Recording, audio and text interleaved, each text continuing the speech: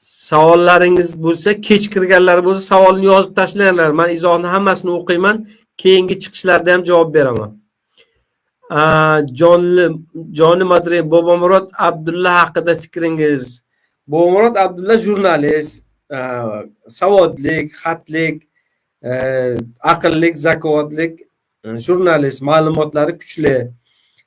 Xo'sh, mendan farqli o'laroq unda liderlik da'vosi mavjud. Endi men lider bo'laman degani yo'q, lekin har holda qo'lida dasturi bor. Hatto konstitutsiyani ham muqobil ko'rinishini yozib qo'ygan. O'zining o'sha chiqishlaridan eshitaman.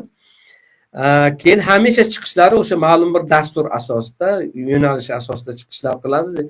Diniy ma'rifiy, siyosiy ma'rifiy, tarixiy barcha chiqishlari ma'lum bir yo'nalishda, ma'lum bir mafkuraviy yo'nalishda ma'rifiy nimalar, ko'rsatuvlar olib boradi. Shuning uchun u liderlikka da'vogar shaxslardan biri. Endi u munosib emasligiga xalq baho bersin. Men o'zim jurnalist sifatida uni so'zlarini ma'qullaydigan jihatlarim ham bor, ma'qullamaydigan jihatlarim ham bor. Lekin ma'qullamagan jihatlarini shaxsiy tartibda telefon qilib aytaman, normalni qabul qiladi. Muloqotga doim tayyor, lekin meni biror marta muloqotdan o'zini olib qochgani yo'q. O'rtamizda ziddiyatli, juda ham keskin fikrlar paydo bo'lganda ham ochiq muloqotda oramizni ochiq qilgan vaqtlarimiz bo'lgan. Tinglaydi, to'g'ri gapingizni qabul qiladi har holda. Shuning uchun shaxs sifatida mana aytdim, uni ma'lum bir dasturiy chiqishlar qiladi. Ma'lum bir o'sha nimasi bor, nizomi, dasturi bor. O'sha dastur bo'yicha xulosa qilish mumkin. Unda liderlik nimasi, ambitsiyasi kuchli.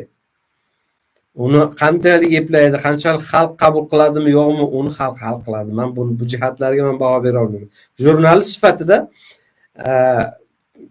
yaxshi jurnalist, bilimli jurnalist. U o'zini o'sha dissident bo'lishdan oldin ham elga tanilgan. U paytda men qamoqda bo'lganman. O'sha qamoqda ham eshitganman. Bizga bosim qilishgan Usmon Haqnazarni taniysanmi deb bilaman, eshitganman. Hozir mana o'zini chiqishlaridan o'zlaringiz meni bahom berayotgan bahom shu.